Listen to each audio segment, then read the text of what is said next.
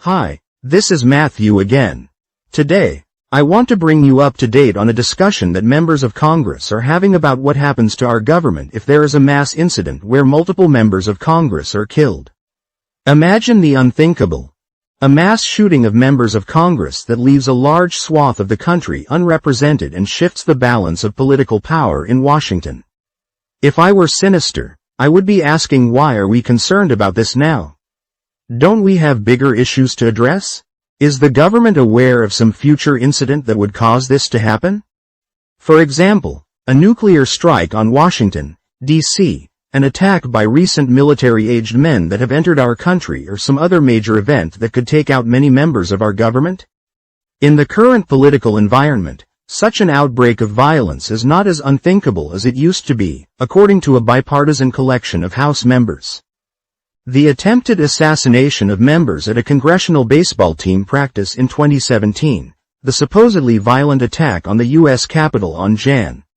6, 2021, a dramatic spike in threats against members and, most recently, a second assassination attempt against former President Donald Trump highlight the need for Congress to ensure it can continue to govern in the aftermath of mass violence.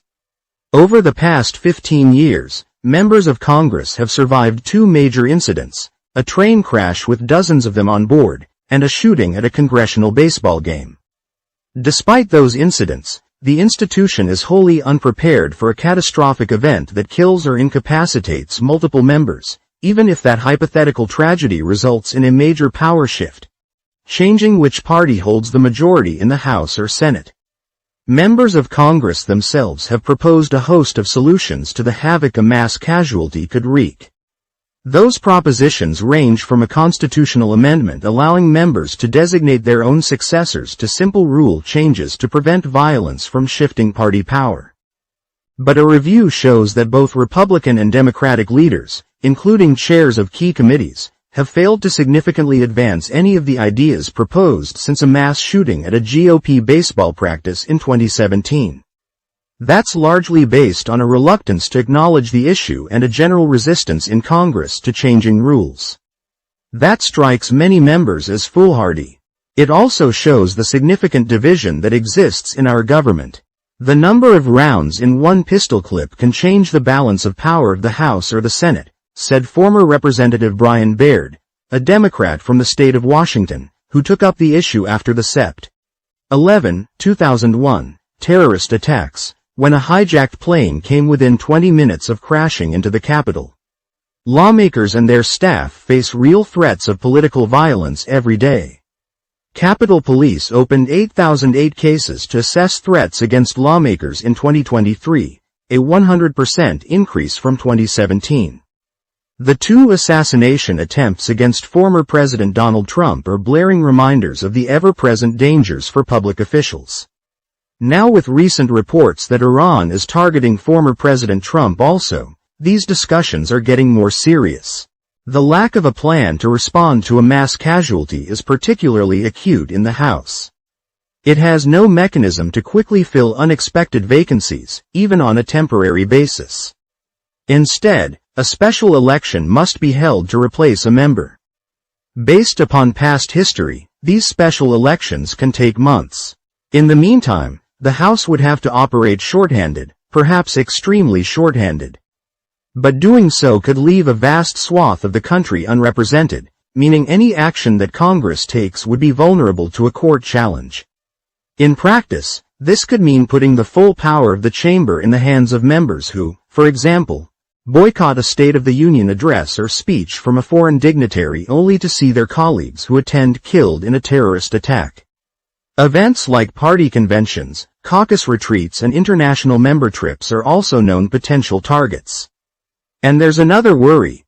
What if the slim congressional margins create an incentive for an act of political violence explicitly designed to shift control from one party to the other? Part of the problem right now is someone with bad intentions could flip a majority for 4 months. And that's horrifying, said Representative Derek Kilmer, a Democrat from the state of Washington, referring to how long it might take to fill vacancies through special elections, rather than immediate appointments. And our reaction can't be, well, that'll never happen. Or well, we'll deal with that when the time comes. Because once the time comes, it's too late. Following multiple potentially deadly crises, House leaders in both parties have deprioritized or ignored the issue. No speaker since 9/11, including Mike Johnson and his two predecessors, Kevin McCarthy and Nancy Pelosi, has put their political heft behind proposals to prepare the legislature for a catastrophe. And without such high-level support, plans to prepare Congress for a mass casualty event have fallen victim to jurisdictional scuffles and lawmaker bickering. Right now, the main idea to address the issue is a constitutional amendment that would require members of the House to submit a list of at least 5 possible successors to be tapped in the event of their death. If any member dies in office, the state's governor would select an individual from the list to serve on a temporary basis until officials hold a special election for a permanent replacement. To address such a scenario, 4 House members, 2 Republicans and 2 Democrats, are pushing an unlikely solution: a constitutional amendment that would allow members to be replaced quickly in the event of a mass casualty event. In addition to ensuring uninterrupted representation for constituents, the proposed amendment would discourage attempts to use violence to sway the balance of power in the House.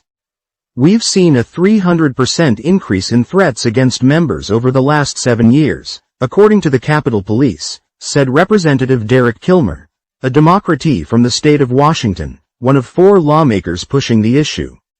In an environment where we have seen a growing tendency toward political violence, imagine, horrifically, a baseball practice where someone has bad intentions and better aim. You can literally flip a majority for 3 to 4 months. Which I think is a frightening incentive for political violence. According to a survey of state election officials, states need between 3 and 4 months, on average, to hold a special election to replace a deceased House member, a function of the time it takes to print ballots in addition to a federal law requiring ballots to be mailed to overseas and military voters at least 45 days ahead of an election. That's actually a really long time to have a vacancy if you're in the midst of a national crisis, Kilmer said. Kilmer teamed up with Reps. Brad Wenstrup, a Republican from Ohio, William Timmons, a Republican from South Carolina, and Emanuel Cleaver II, a Democrat from the state of Missouri, to come up with a proposal to ensure that Congress can continue its work if a large number of members are killed in a mass attack. Their proposed constitutional amendment would require each member of the House to submit the names of at least 5 individuals from his or her political party to their state's governor. In the event of that representative's death, the governor would choose a name from the list within 10 days, and the House Speaker would be required to seat them immediately. The continuity amendment would also deny a would-be assassin the power to flip control of the House from one party to another, Kilmer said. The interim appointee would serve only until a special election could take place. The Constitution requires all House vacancies to be filled by election rather than with an interim appointment. It does not impose the same standard on the Senate, where states may choose to fill vacancies with a temporary appointment until a special election can take place. Enacting a constitutional amendment is difficult, requiring a 2/3 vote of both houses of Congress as well as ratification by 3/4 of state legislatures. The last ratification took place in 1992, when the 27th Amendment was adopted, requiring that any pay raise enacted by Congress itself may not go into effect until after the next election. But there is a precedent for it. The 17th Amendment, enacted over a century ago, created a succession plan for Senate vacancies that empowered 45 states to allow the governor to temporarily appoint a replacement until an election is held. 5 states still don't allow appointments and require a special election.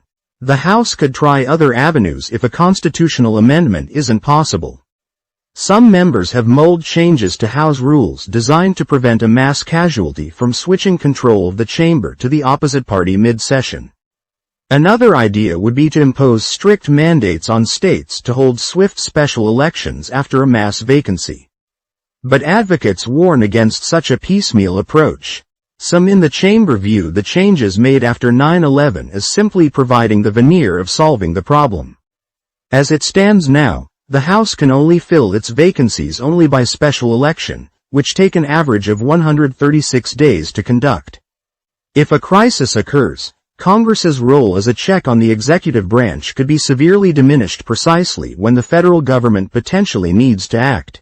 Opportunities to address the issue, known in congressional parlance as continuity of government, have come and gone over the past quarter century.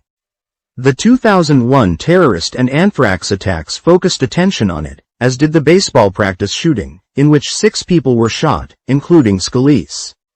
In 2018, a train carrying Republican lawmakers to a retreat crashed into a truck, killing a passenger. But after each incident, attention faded. The most robust examination was after 9/11, when proposals for succession planning were seriously considered but faced strong opposition from Republican reps. Jim Sensenbrenner and David Dreyer, who ran the Judiciary and Rules Committees, respectively. The response to the terror attacks, from the Patriot Act to wars in Afghanistan and Iraq, took precedence. In response to more recent events, the House has boosted Capitol Police spending and expanded its authority to enhance the security of individual members, without parallel efforts to protect the House's ability to operate.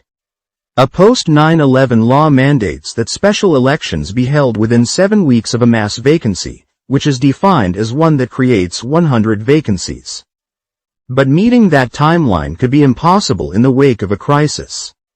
41 states do not have laws that bring them into compliance to hold special elections in the time frame required by federal law. And 15 of 27 state election officials who responded to a 2024 Government Accountability Office survey said they were unaware of the federal law to expedite special elections after a mass casualty incident. Doug Lewis, a certified election registration administrator and former executive director of the National Association of State Election Directors, told lawmakers at a public hearing in 2022 that it would likely take at least 60 days and possibly be a lot longer. Since 2020, Kilmer, who chaired the Select Committee on the Modernization of Congress, has been looking at how Congress would function if faced with a deadly crisis. He held closed-door meetings and listening sessions with experts and helmed the 2022 public hearing. In December 2022, the panel recommended appointing a joint House-Senate committee to examine how to ensure continuing representation and congressional operations in the event of tragedy. That recommendation has seemingly been ignored. Such a committee was never created. Instead, the matter is in the domain of the House Judiciary Committee, which is known for bitter partisan infighting. In May 2023, Kilmer was looking for Republicans to collaborate with on the issue and met with Johnson, who at the time was chair of the Judiciary Committee's Constitution Subcommittee. He basically said that this seems like a legitimate problem and asked me to keep him abreast as I continued the effort, said Kilmer. But Kilmer hasn't approached Johnson again since he became Speaker. It feels like he has 99 problems, and I don't need to be one, Kilmer said. Johnson's office declined to comment on whether the Speaker supports the constitutional amendment proposal. Representative Bob Latta, a Republican from Ohio, who served on the Select Committee on the Modernization of Congress, argues that filling vacancies en masse with temporary appointments is at odds with the founders' vision for the House. You want to make sure you have a body that's always elected directly by the people, Latta said. That's why they call it the People's House. It's the closest to the people.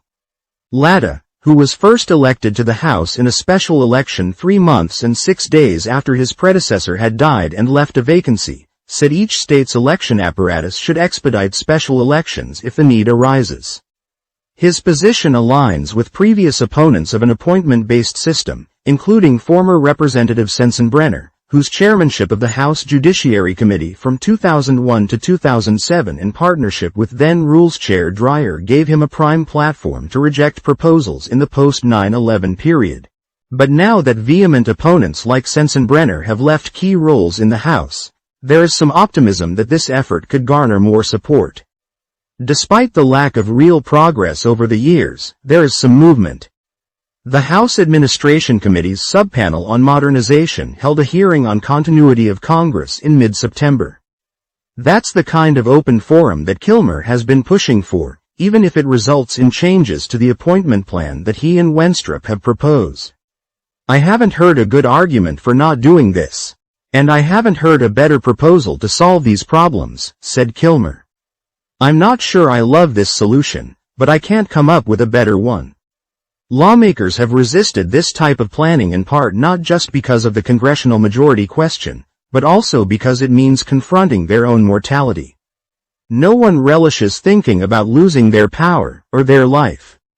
It's hard work to contemplate your own death, said Baird, a clinical psychologist. One major rule change that was accomplished after the 9/11 attacks was the advent of a catastrophic quorum.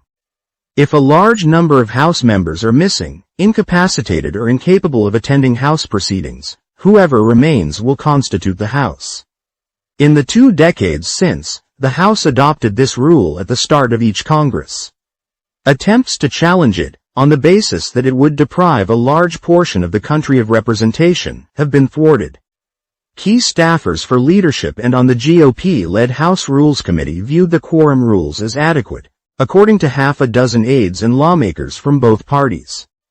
But many Republicans and Democrats who want the House to enact reform see the quorum rules as, at best, a half measure that provides false comfort and, at worst, unconstitutional. In the wake of a national crisis, Congress could be made up of a small subsection of lawmakers. A deadly event that leaves a severely diminished House population would instantly throw the legitimacy of decisions made in the chamber into question.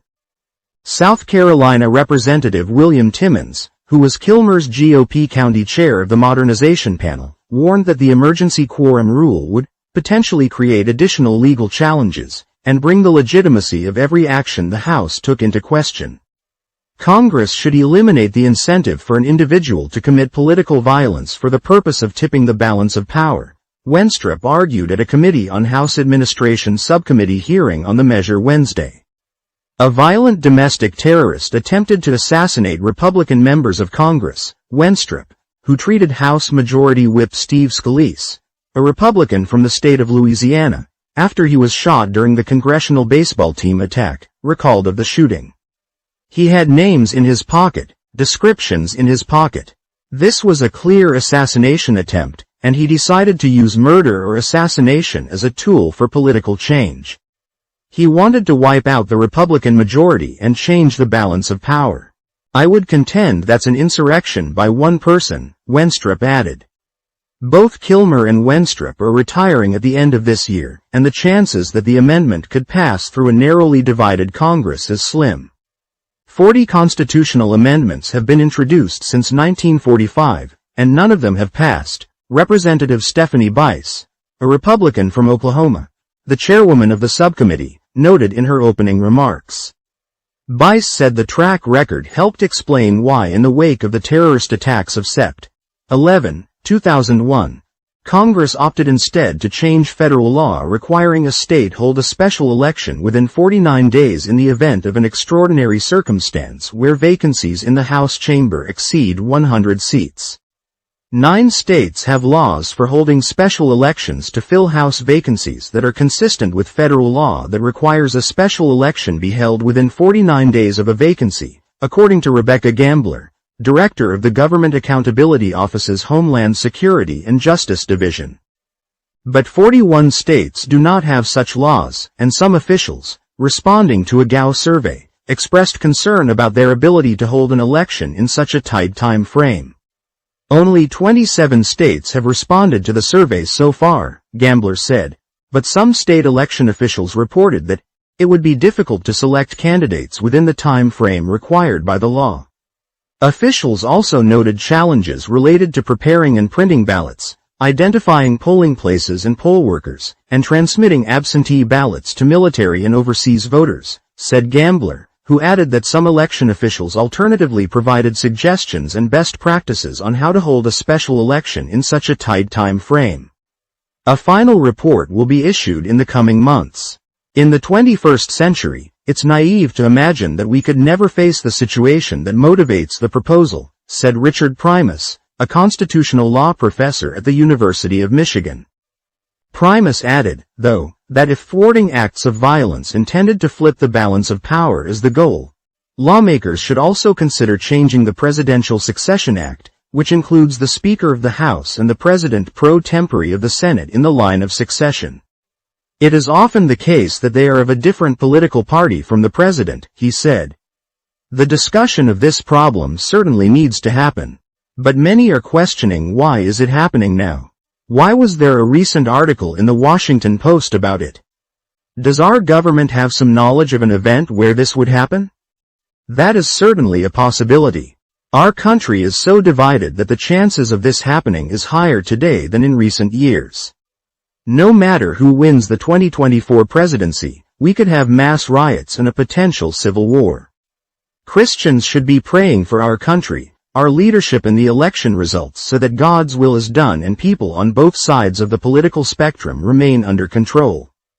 The potential for civil war is great with the number of criminals and gangs who have come into our country due to our open borders. We have already seen some of this happening in Aurora, Colorado, where gangs are taking over territories. I think the recent statistics that say there are over 13,000 criminals and murders that have come over the border in the last 3 years is frightening. I hope this gives you some food for thought as to what is going on in our government today and how important it is for us to be in prayer for our country. To learn more about other events and issues going on in our world today, watch some of our other videos. Nehemiah Reset's mission is to assist Christians in developing a biblical worldview as it pertains to relevant cultural and biblical issues. We seek to inform Christ's followers, equip them, and mobilize them into action to vote for their biblical values and to actively engage the culture. We are also committed to help Christians and non-believers develop a better biblical view.